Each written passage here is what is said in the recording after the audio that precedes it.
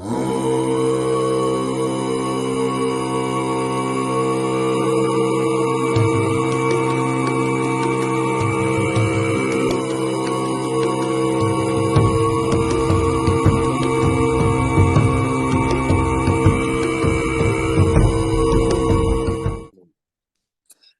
back to the Guru Yoga sadhana. In Tantra, we say to achieve enlightenment, you have to get perfect access to the 4 levels of the Guru, the Lama, the teacher. One is, the first of those is Rangshin Lama, the natural joy and radiance of your own soul, your own spirit, your own mind. This is sort of, you could say something like your Buddha nature. In Christianity, we'd say your Christos, something like that.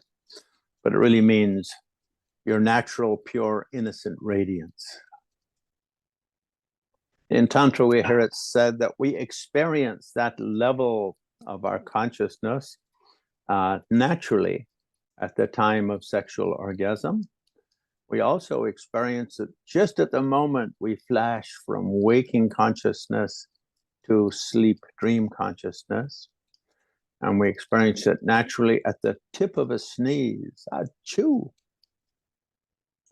And we experience it naturally at the moment of death, with the clear light of death, when we leave the body and transition from this life's awareness to Bardo awareness.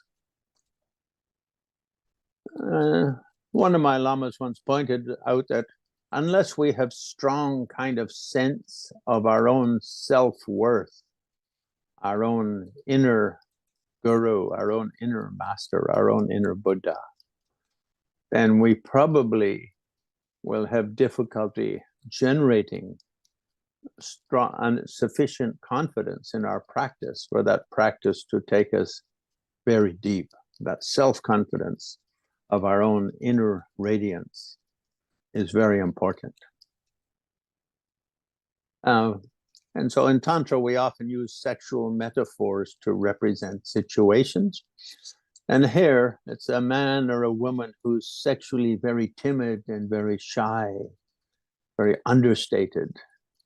But at the moment they're in the peak of sexual orgasm, they lose all of their timidness, all of their shyness, and they become like a roaring lion of sexual energy. And the second Lama is in Tibetan is known as Nyungwe Lama, the Lama of our personal experience. We have to learn to integrate our experience and learn from our experience. Otherwise, we go through life just repeating same old mistakes over and over and over again. Without the Lama who is our experience, without learning to learn from our experience, then it becomes very difficult to make significant progress on the awakening path, enlightenment path. And the third, Kagi Lama, the Lama or the Guru, which is the instructions. In other words, when we study Dharma, we train in Dharma, we hear Dharma. Those words of instruction are like fingers pointing at the moon, but we have to look at the finger and turn our neck toward the moon to get the message.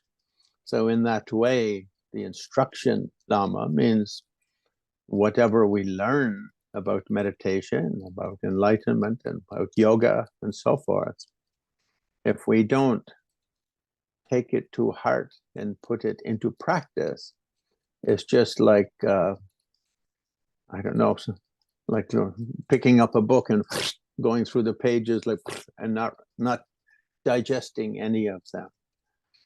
So this third Lama is very important.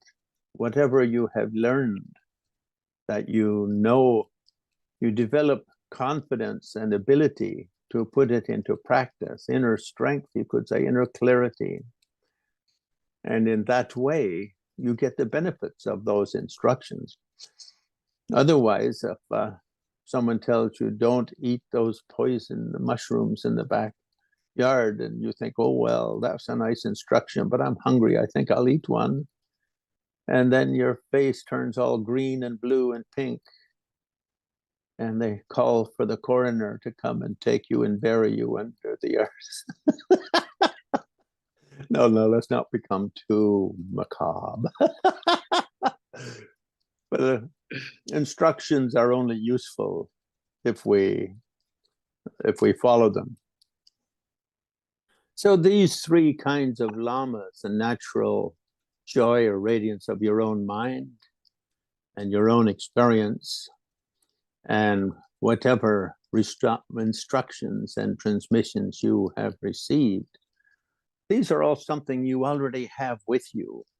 You walk around and that's like jewels in your pocket, gold.